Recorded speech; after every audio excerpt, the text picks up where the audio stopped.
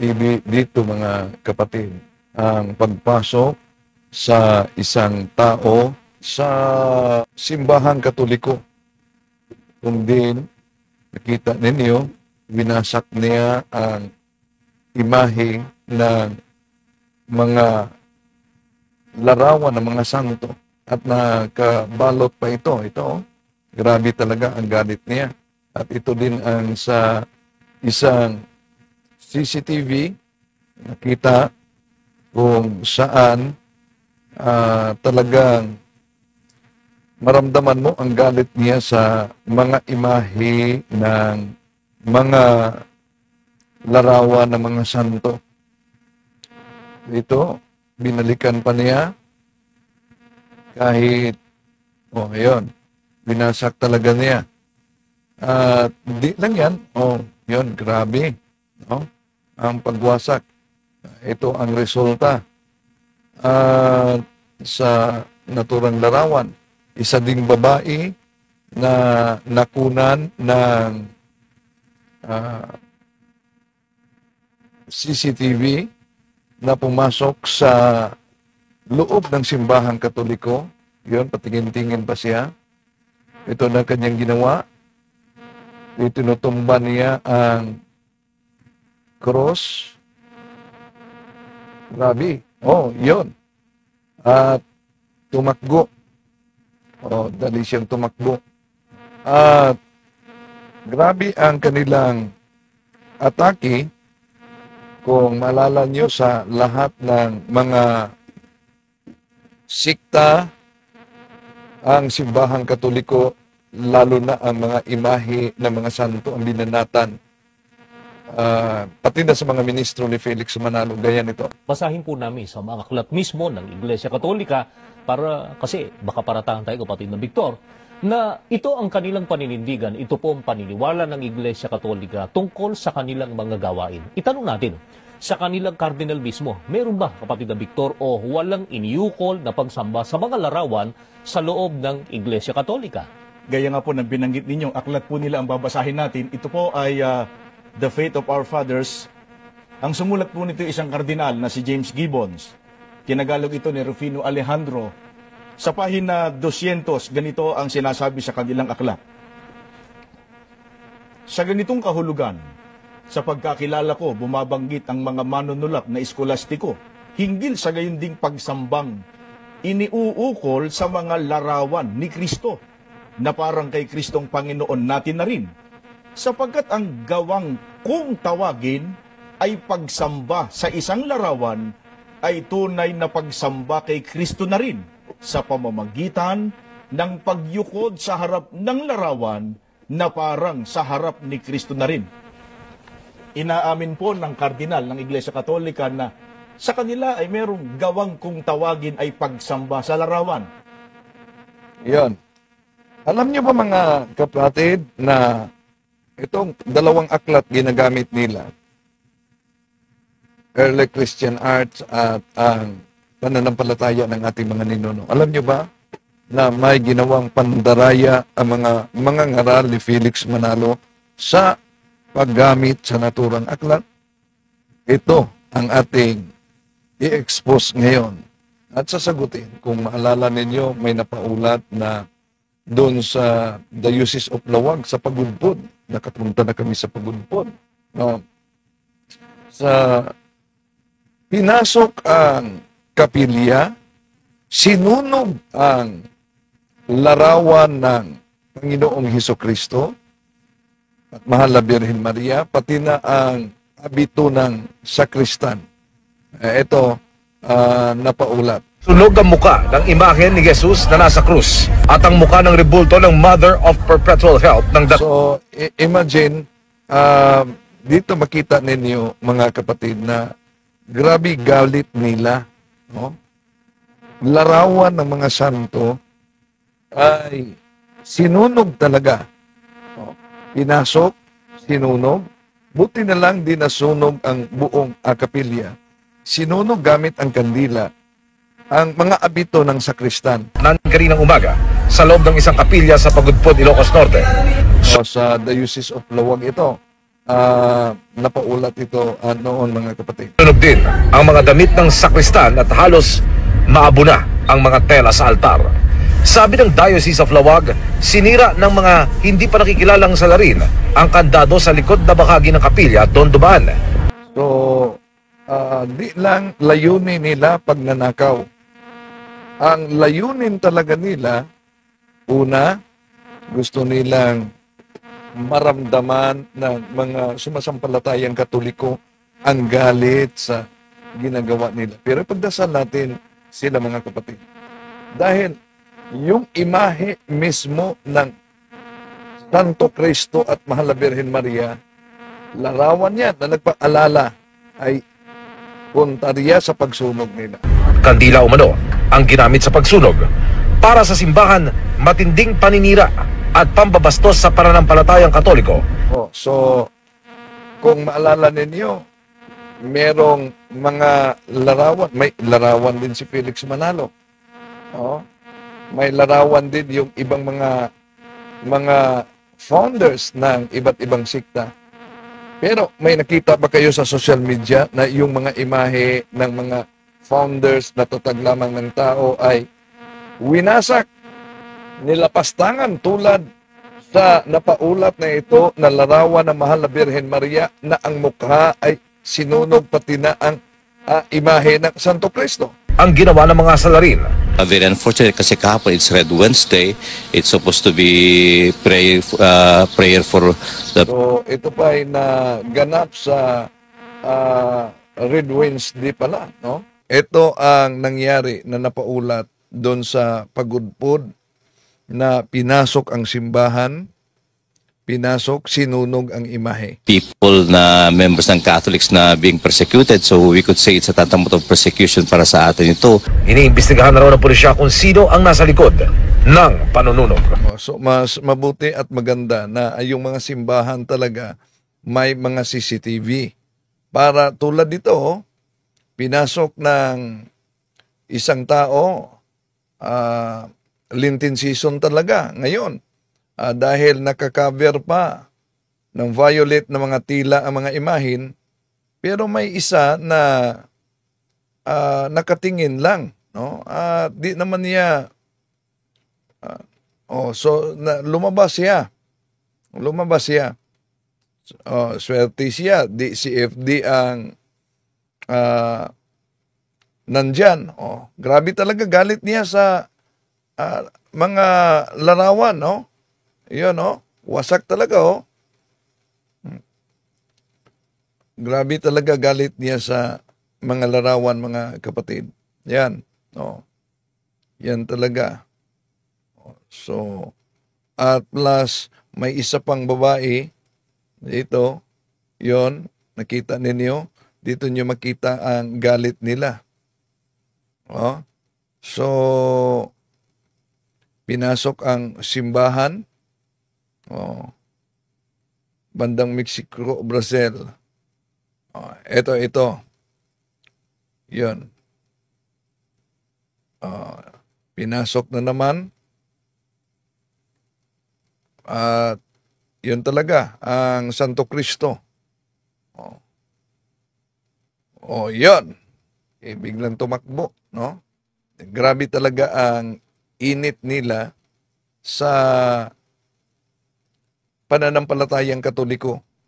Nakita nyo ba yung nangyaring consecrated host na nilapastangan ng pare ng Satanic Church?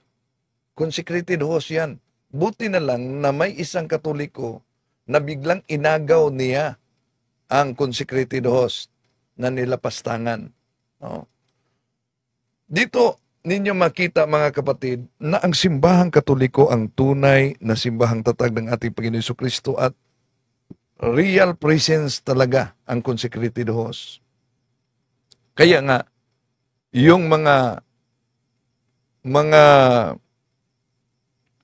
Satanic Church at iba pa mga anti-Katoliko, nagkaisa sila laban sa simbahang Katoliko. Pero ipanalangin po natin sila. Ngayon, ito ang banat ng mga ministro ni Felix Manalo gamit ang mga aklat Katoliko dahil may pandarayang ginamit ng mga ngarali Manalo. Bakit? Nakasabi nating may pandaraya. Ito, pakinggan muna ninyo. Tungkol sa kinagisnan na paniniwala ng mga kababayan natin, lalo na nga ng mga So, napansin nyo ba na mula pa noon, mula nang natatag ni Felix Manalo ang Iglesia ni Cristo, Katoliko na talaga ang numero unong target sa banat nila. No? Gamit yung mga aklat Katoliko na pinag-chop-chop nila. At eto, pinatunayan ng mga ministro na di daw totoo ang sinabi ng simbahang Katoliko na di natin sinasamba ang mga larawan ng mga santo dahil may mabasa na aklat.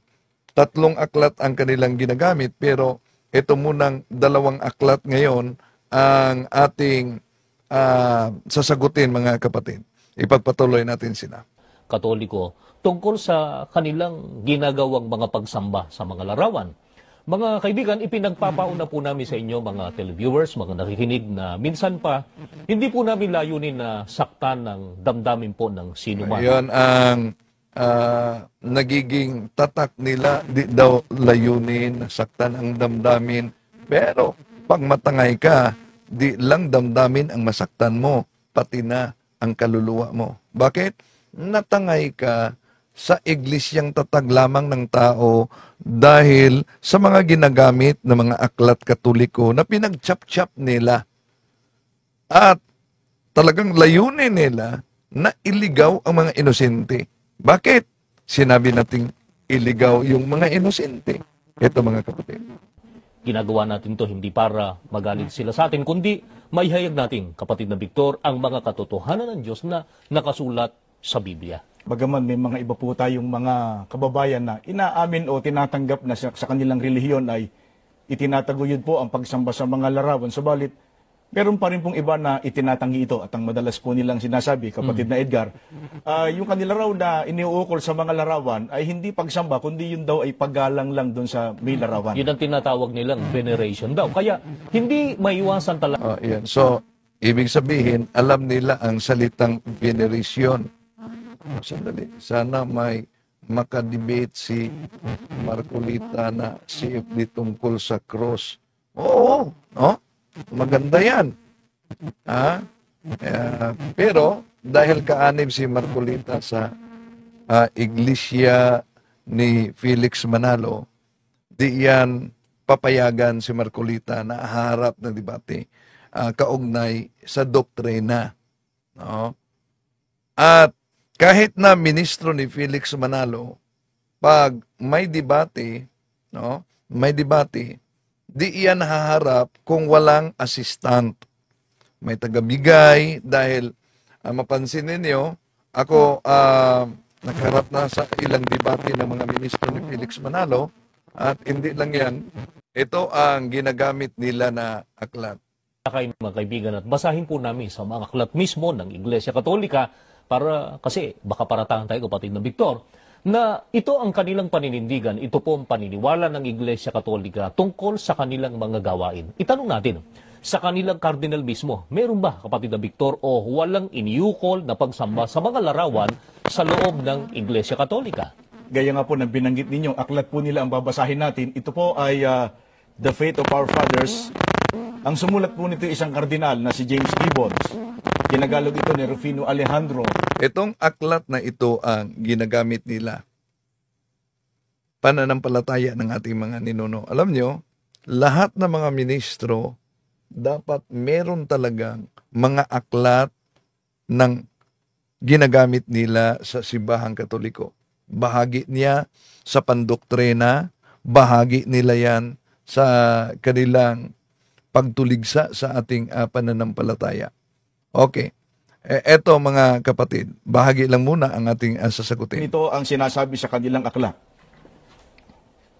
Sa ganitong kahulugan, sa pagkakilala ko, bumabanggit ang mga manunulat na eskolastiko hinggil sa gayon ding pagsambang iniuukol sa mga larawan ni Kristo na parang kay Kristong Panginoon natin na rin. Sapagkat ang gawang kung tawagin ay pagsamba sa isang larawan ay tunay na pagsamba kay Kristo na rin sa pamamagitan ng pagyukod sa harap ng larawan na parang sa harap ni Kristo na rin. Inaamin po ng kardinal ng Iglesia Katolika na sa kanila ay merong gawang kung tawagin ay pagsamba sa larawan. Napansin niyo mga kapatid, sinabi ng ministro na si Sandoval, inaamin ng kardinal na may pagsamba sa larawan sa pananampalataya ng ating mga ninuno. Pero, alam niyo ba na yung binasa ng mga ministro ni Felix Manalo, kotisyon niya ni Cardinal Gibbons, galing sa pahayag ng isang protestante na Lutheran. Yon ang iniiwasan ng mga ministro para ipaamin na, abay, Cardinal mismo ninyo nagsabi, sinasamba, ibig sabihin, diniyos niyo ang mga larawan. Okay. Ito ang binasa niya mga kapatid. Pero may pinutol sila diyan sa ganitong kahulugan. Sa pagkakaalam ko, bumabanggit ang mga manunulat na eskolastiko hinggil sa gayon ding pagsamba inuukol sa mga larawan ni Kristo na parang kay Kristong Panginoon na rin. Sapagkat ang gawang kung tawagin ay pagsamba ng isang larawan na parang sa harap ni Kristo na rin. Na para bagang siya'y kaharap at naangat ang ating isip sa pagbulay-bulay sa Kanya. Ito ang ginagamit ng mga ministro ni Felix Manalo. Pero, alam nyo ba, na bahagi lang sa naturang aklat ang ginagamit nila mga kapatid at ipinakita. Pero ito talaga ang konteksto. So, pansinin niyo ha, yung nakakulay pula, yun ang kanilang palaging ginagamit. Pero ito ang konteksto sa naturang aklat. Napansin niyo, alang-alang sa aking mambabasang protestante, ay akin ngayong hahalawin dito ang kanilang dakilang si Leibniz. So, kotisyon ito mga kapatid. Galing kay Leibniz tungkol sa paggalang sa mga inuukol sa mga mahal na larawan. Sa kanyang Systema Theologicum paragraph pahina 142 ay ganito ang kanyang sinasabi. So ito ang sinasabi ng protestante at kinukot, sinipi ni Cardinal Gibbons at ito ang kanilang binasa sa ganitong kahulugan. Sa pagkakaalam ko, bumabanggit ang manunulat na eskolastiko hinggil sa gayon ding pagsambang inuukol sa mga larawan ni Kristo na parang si Kristong Panginoon na rin. Sapagkat ang gawang kung tawagin ay pagsamba sa isang larawan na parang sa harap ni Kristo na rin, na parang siya'y kaharap at naangat ang ating isip sa pagbulay-bulay. Maari pa, walang matinong tao sa ilalim ng gayong pagkakataon na mag-aakalang manalangin ng ganito. Ibigay mo sa akin, o larawan, ang aking hinihingi sa iyo, o marmol o kahoy. Ako ay nagpapasalamat, kundi ikaw, o Panginoon, ay sinasamba ko. Sa iyo'y ako'y nagpapasalamat at umaawit ng buong pagpupuri. So napansin niyo mga kapatid, kung paano minadjik ng mga ministro ni Felix Manalo ang naturang aklat. Pagkatapos sinabi, abay, kardinal mismo ninyo ang nagsabi. Inaamin ng kardinal ninyo. Sinasamba ninyo ang larawan. Kotisyon ng palayan. Kotisyon yan ni Cardinal Gibbons galing sa isang manunulat na protestante. Balik natin ang pagbasa nila. Pagkakilala ko, bumabanggit ang mga manunulat na eskolastiko hinggil sa gayon ding pagsambang iniuukol sa mga larawan ni Kristo na parang kay Kristong Panginoon natin na rin.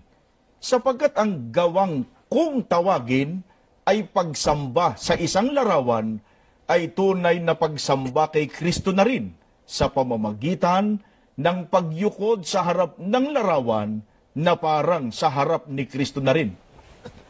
Inaamin po ng kardinal ng Iglesia Katolika na sa kanila ay merong gawang kung tawagin ay pagsamba sa larawan. Halimbawa ay sa larawan daw ng Panginoon Kristo. Kaya nga si kapatid na Christopher Yun na Yung kapatid na Christopher yun na binanggit nila, pinakilala nila yan na paring Katoliko. Pero pare yan ilalim kay Teriol. No? Hindi yan Katoliko mga kapatid. Pero pinakilala nila na paring Katoliko daw. So ganon ang propaganda ng mga ministro ni Felix Manalo. ating pari sa Iglesia Katolika, yun ipinahayag niya na talagang ang Iglesia Katolika sumasamba sa larawan at diyan nga Yan.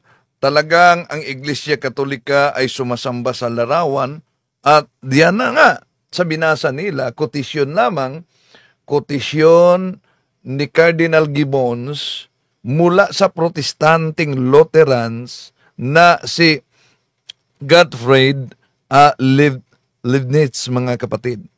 At hindi sinabi ng mga ministro na yung ginagamit nila at binasa nila ay sipi lamang ni Cardinal Gibbons mula sa manunulat na protestante.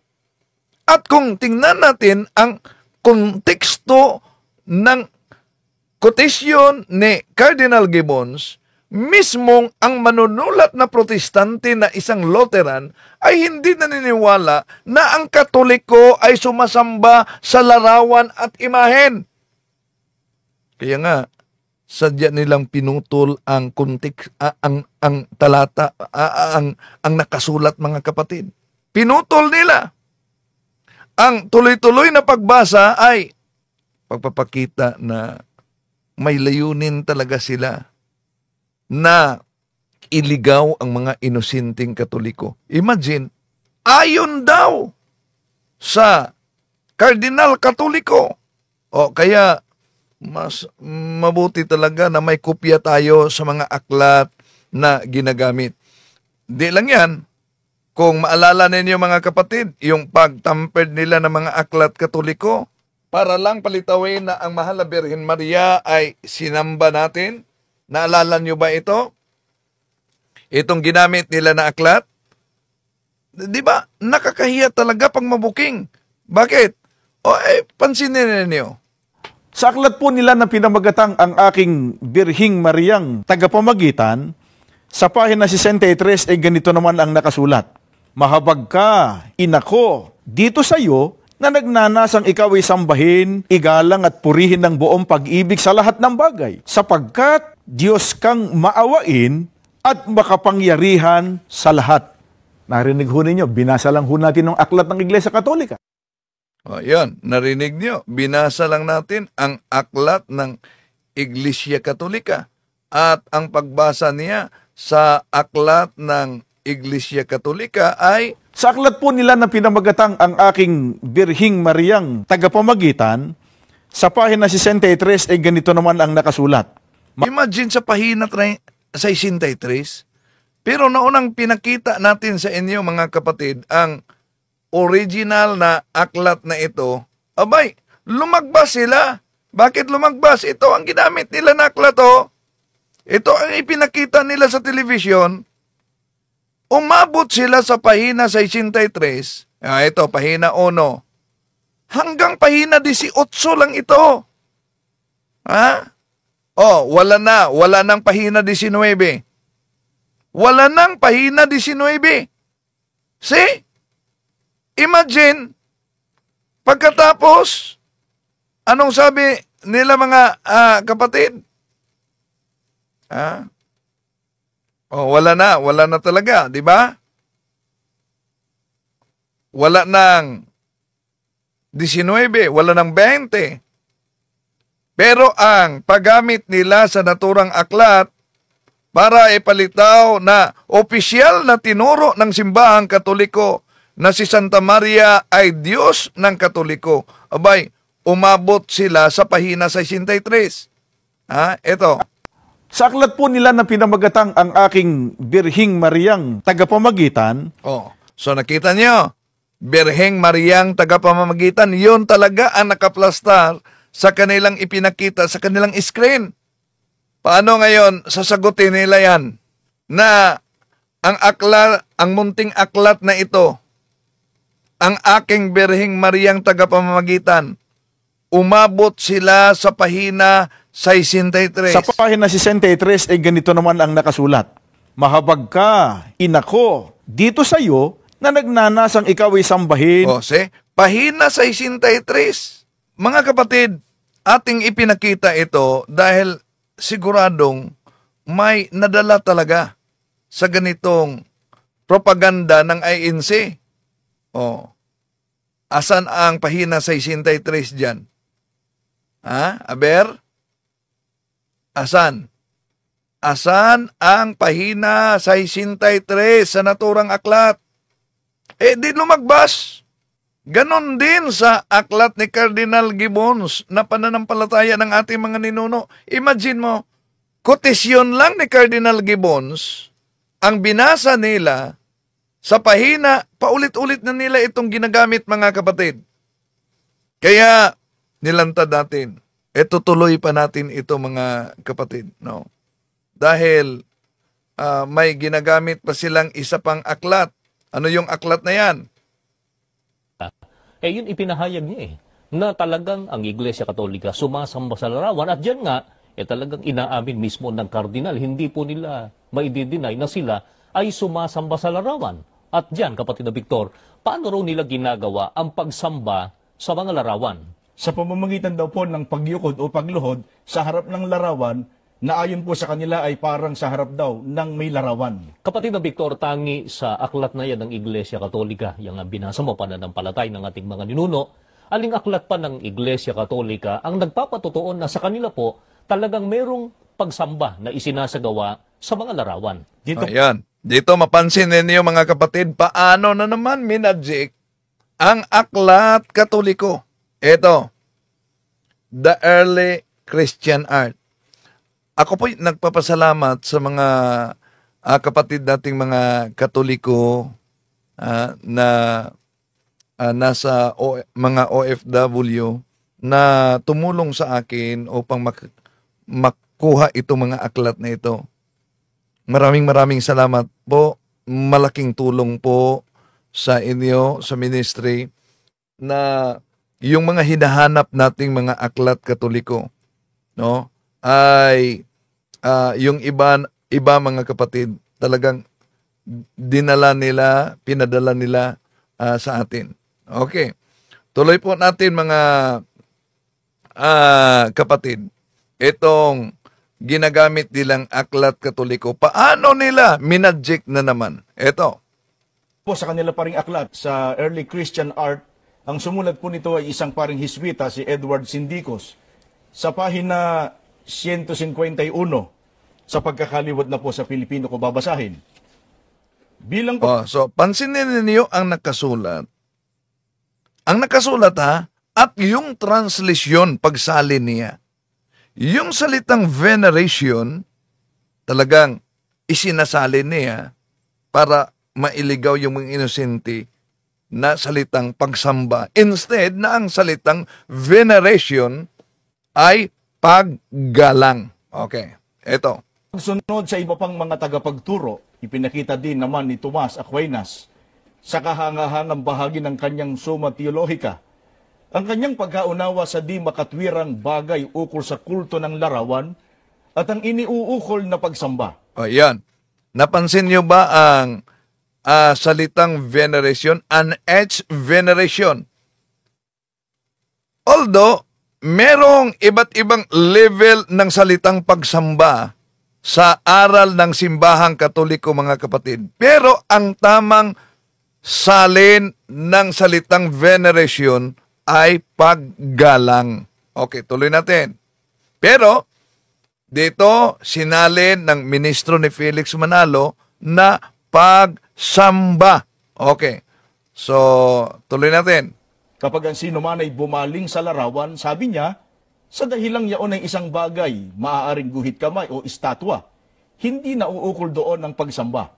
So, ibig sabihin, yung translation na yan na it deserves no veneration, ang pagsali niya, hindi na uukol ang ganong pagsamba. Dapat, ang tamang salin, dahil sa English, it deserves no veneration, hindi na uukol ang ganong paggalang.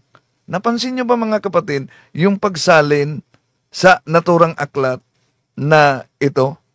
Okay, tuloy natin. Subalit, kung ang sino man ay bumaling doon bilang isang larawan ni Kristo, yaon ay karapat dapat pag-ukulan ng gayunding pagsamba. Yon. Nang gayon ding pagsamba. Napansin niyo ang salitang reverence dito, mga kapatid.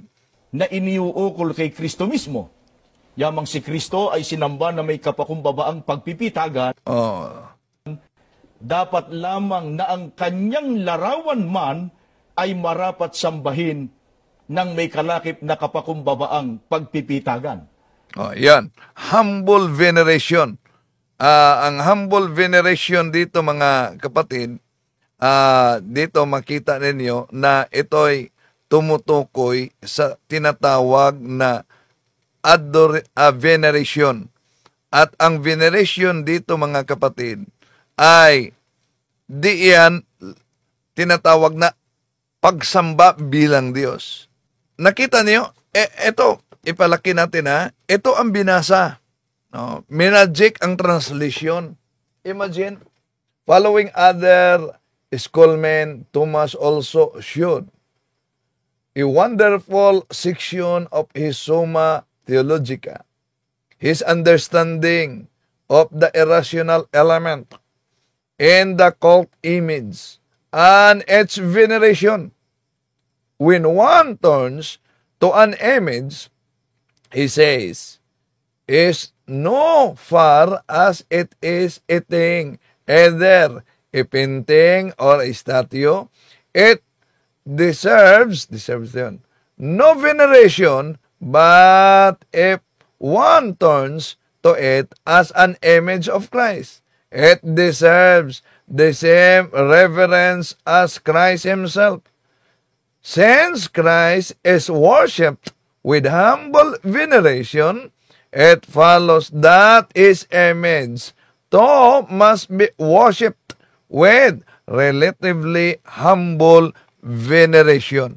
Yun ang mabasa sa naturang aklat, mga kapatid, na minagic na ng mga ministro ni Felix Manalo. Ang tanong, ito po bang aklat na ito na ang nakasulat, mga kapatid?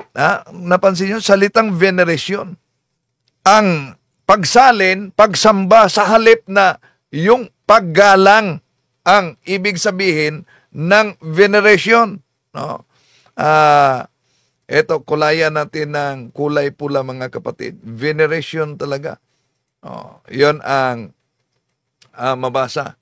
Pero ang tanong, ang pagsulat ba ni Santo Tomas de Aquinas dito gamit ang naturang aklat ay nagpahiwatig ba na ang mga larawan ng mga santo ay kilalaning Diyos?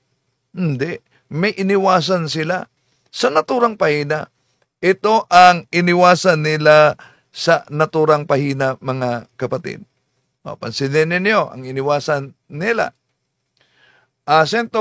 Thomas Aquinas produced the base summary of the position.